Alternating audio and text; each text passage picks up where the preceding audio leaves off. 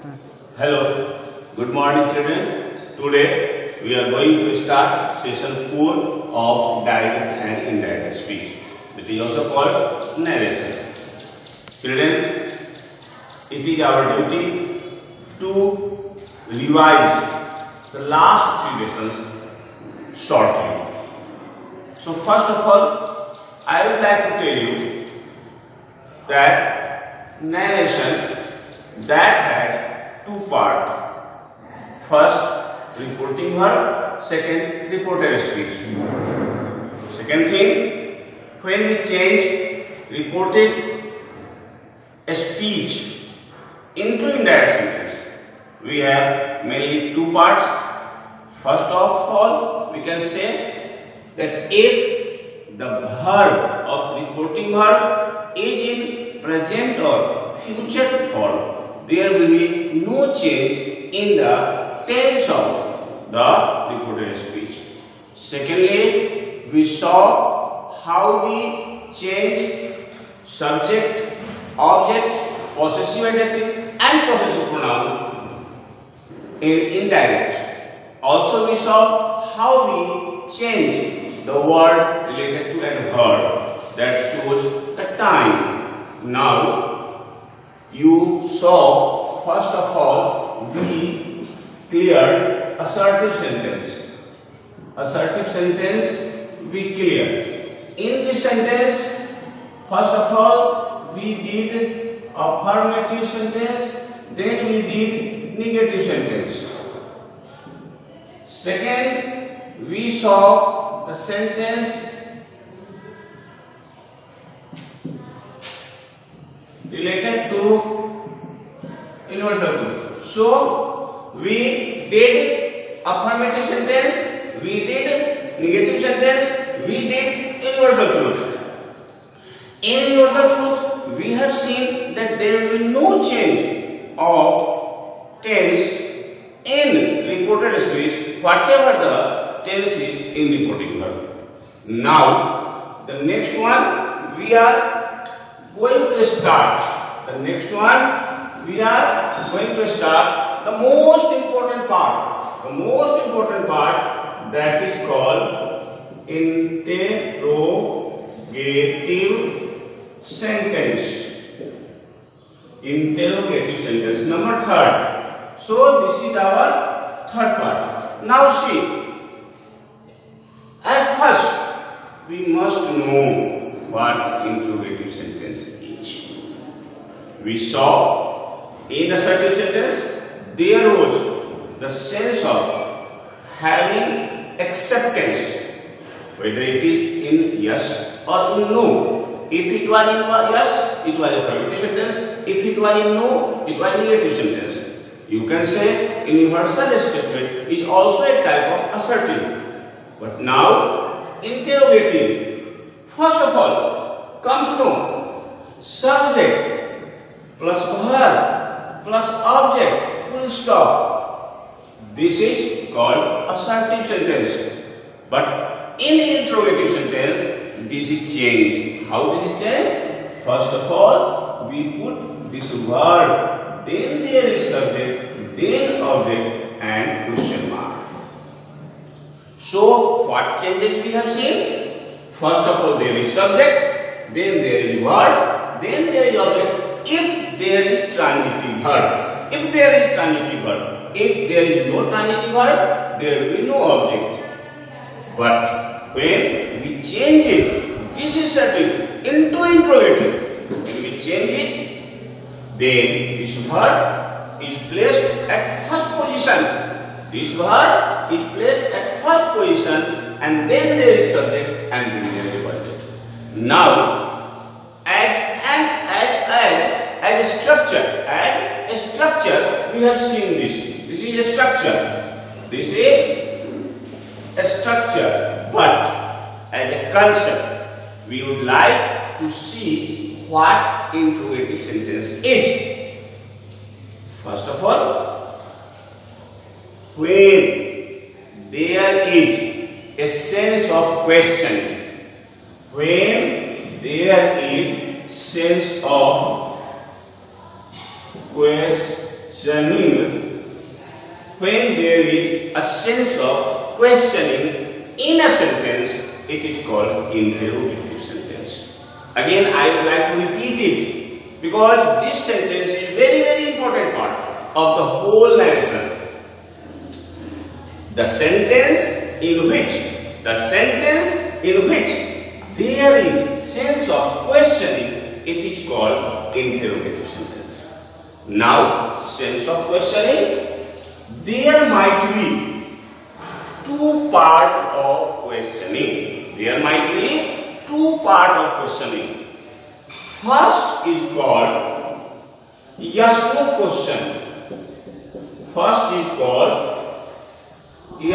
question. While second is called WH question. First is called yes/no question, second is called WH question. Now, we must know what is yes/no question and we must know what is WH question, because there is vital difference between the both type of interrogative sentence.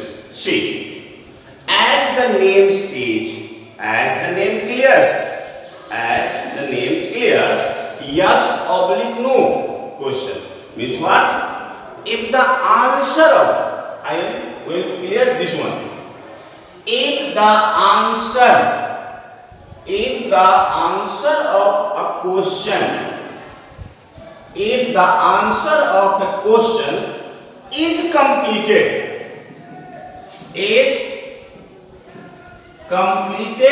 or can be completed.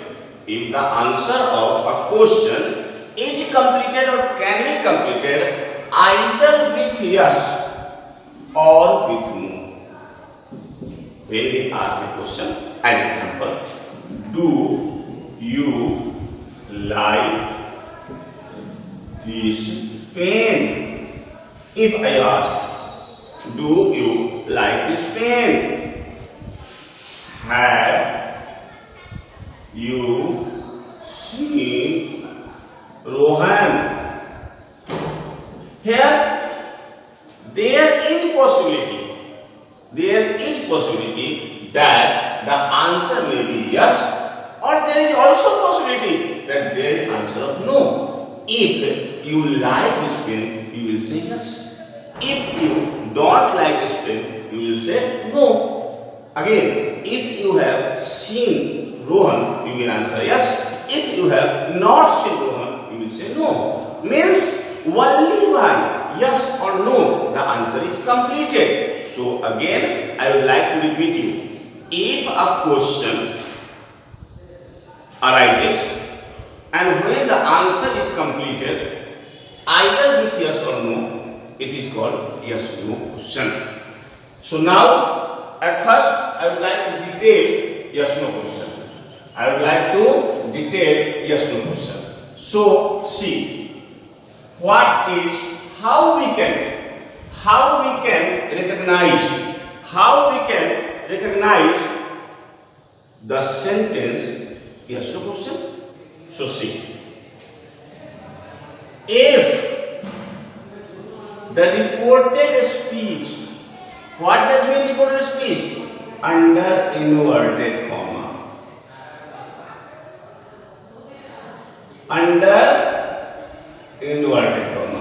That is called reported speech. RS is the symbol. RS, reported speech, means that is under inverted comma. If RS means after comma and under inverted comma. Again I repeat, after comma and under inverted comma. If the sentence starts with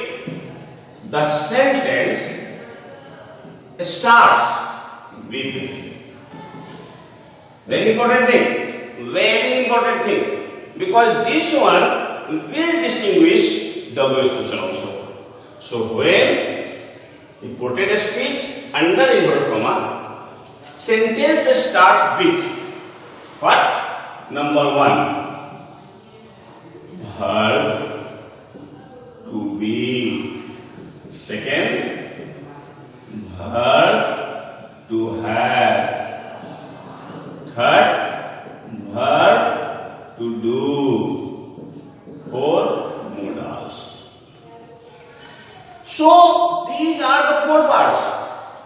If the sentence under inverted comma means from reported speech starts with either of those four. What is this? Is, and, are, was, where. These are verb to be. Again, had, have, had. These are verb to have. Do, does, did. These are verb to do. And, can, could, may, might, etc. These are modals. Again I come on the starting part. What is the starting part? That if reported a speech that is under inverted comma, the sentence starts with all of these verbs, then we will start it with if or whether. We will start with if or whether, and then there is assertive structure. Then there is assertive structure. So what has been the final form of interrogative sentence, especially in yes to question, that it will start with if whether and there will be assertive structure. Again, be attentive. Second time I say, be attentive. The structure will not be in interrogative when we change it into indirect sentence. Now, so this has been done. Here, now we see how it can be done. So, we are going with some examples.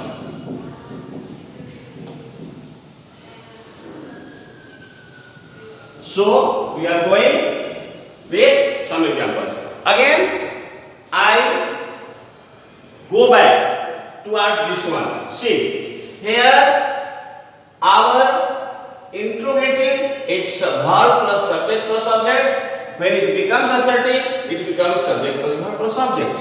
So now we see one sentence. Rohan said, was the thief found with the purse? See, here we have the sentence Ram said, was the thief found with the purse?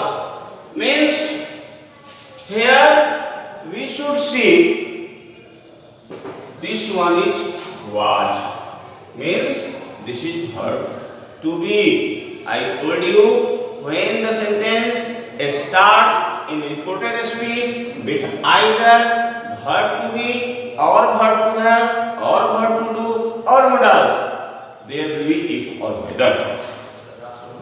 Rohan asked if the thief, this is simple past, so it will change to past perfect.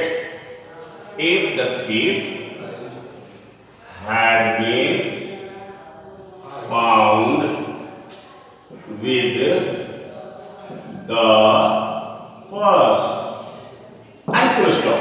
Full stop means assertive. So here we have seen one sentence. Here it is simple past, so it has been changed into past perfect. Because it is with verb to be, so it is if. One thing more, you must know. One thing you must know, there are two theories. There are two theories in if or whether. If or whether. Normally we can use any, either if or whether. No wrong. The answer is not wrong. But some grammarian says one more theory that is not always applicable, but some people apply. If there is the possibility of only affirmative answer, means yes. If there is mostly the probability of only yes, then if. As example, have you seen Rohan? Suppose the person who is asking has the guess that this person must have known it. So here it is affirmative. But in some cases there is confusion. Are the banks open today? It is confusion. Officially no information has come, but some trustworthy person has informed that today banks are not open. So if that position, yes or no, both can be answered. So at that position, whether may be used, whether the banks were open that day. But normally, this is not the matter of confusion. Only one basic fact, because you are the students of 9 and 10, so you should know that only you should use either if or whether, no problem. But normally we use if, because if is used in most of the cases. Okay, so here we have discussed the theory related to if and whether. Now one more example we see. Rama said to him, have you seen a tiger? Rama said to him, have you seen a tiger? Now, here, Rama asked him, what? It is verb to have. Again I repeat it. Verb to do, verb to have, verb to be, and modals. If these are at the starting in yes no question, it will be either if or whether. So if. Now according to some formula, this you, that is second person, it will be according to object. Again, listen carefully. Some formula never forget. If you have forgotten some formula, there will be always problem in changing from direct to indirect. So if here he and simple present, we will change into simple past. If he had seen a tiger, and then full stop, because there will be the structure of assertive. So now we see some other example. So many examples we discussed, your concept will be clear. It is the reason I am going to clear some other example. Like he said to me,